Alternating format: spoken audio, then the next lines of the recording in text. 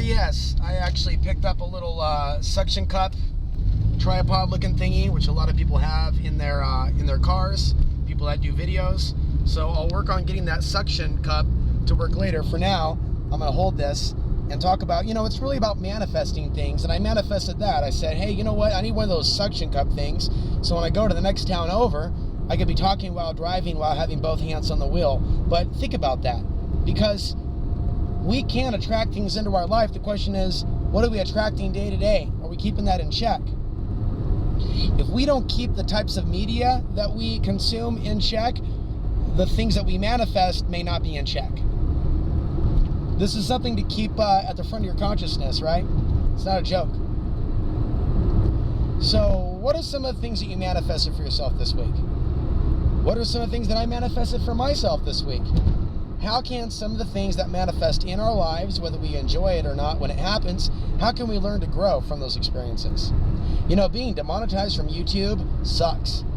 But if there could be a benefit to somebody getting up and moving around, for example, about 1 day a week, I'll try to get some temp work. It was about 2 days this week.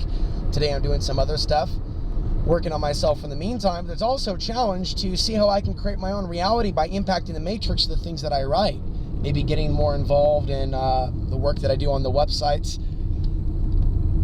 And so a lot of what we're doing here on the planet is a test to see how we're going to grow, if we can evolve to a certain point, right? For a lot of people, it may just be as simple as not becoming a bastard, not becoming a cruel individual. And there's a lot of ways in which this world is trying to create cruel individuals willing to go to war with other people for different reasons. Different reasons, different countries, different scenarios, different years. So we have a choice to make. Now, there's a lot of people on the sidelines. There's a lot of people that I meet, and it's just like being back in Portland. It's really the same society. Forget this left-right. Forget this West Coast, East Coast, Middle America. It's really much of the same America that's silent about the things that matter. Living off the bones of not only the dying world, but the living world. The living people, the slaves overseas. While they're replaced with robots, while their robot apocalypse awaits, while they're silent about the robot apocalypse in other nations. It's almost like a mathematical equation. It's nothing personal. I hate none of you. I hate no one. I'm simply trying to show you a math equation. And I definitely am saying that 2 plus 2 does not equal 5. Never-ending wars, never-ending injustice. Anyone standing against injustice being put in the box now of SJW? Really now? Anyone that might protest anything at any time is just automatically Antifa, thus automatically terrorist? Really now?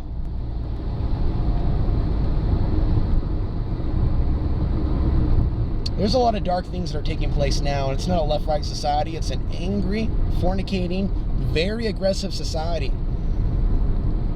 As I say to you over and over and over again, right? It's not so much they're standing against racism or white supremacy. It's that there are people that are protesting because they like a fight in the streets. They like to point their friggin' finger and go, you guys are the bad guy. You guys are the bad guys. You make us Americans look bad. So we're going to fight you in the streets. But you can't fight hate with hate. How about sending some love to those disenfranchised, exiled members of your society that feel like they have no tribe? Where's that at? I said, where's that at? But that can't be shown. That can't be shown. I will live each day as if it is my last. I will live this lifetime as if it is my last in a series of lifetimes. And so if I'm going to be in that time-space reality all the time, then I need to go beyond the box of that which I have been for some time. See an Arizona license plate up ahead, see an Oklahoma license plate in front of me, and I'm in a melting pot. I am here for a reason, and I may not fully know why or understand. Skipped a few words there. And this is a power center, and people are drawn to live on these rock-like cities, I would say. They feed on the energy, but they don't necessarily know why. Some of them are just trying to save what's left of their soul, and they're feeding on the earth so they don't completely lose their soul, because they're somewhat soulless. That's why you can find some of the really greedy folks here in the American Southwest, is because they think by moving closer to nature that they can save their soul by getting close to nature while still remaining the greedy fucks that they've always been. with their heart chakras closed down to the people suffering, just always climbing for another higher rock to build your little house on for you and yours. But it's not spiritual, it's material. Material. It's a material world. Thinking a material girl. Material. Thinking a material girl. Thinking a material girl. Material. Oh. I'm sure that's the government, folks, gang stalking me behind me in that really nice car. It's got to be the government, folks. They're gang stalking me. I just know too much, folks. A little bit of gang stalking humor, folks. If there's any stalking going on, it's the spiritual parasites. You're the agents of the New World Order. The agents of the system, of the Matrix, are non-physical at this point. We're mere ants, peons. The real watchers, the ones that fly, the ones that dart, the ones that we don't see, those are at a level. There's a level of manipulation in the world of man coming from the unseen realms that most men and women do not have the soul vibration or consciousness to even interpret, understand, let alone defend against.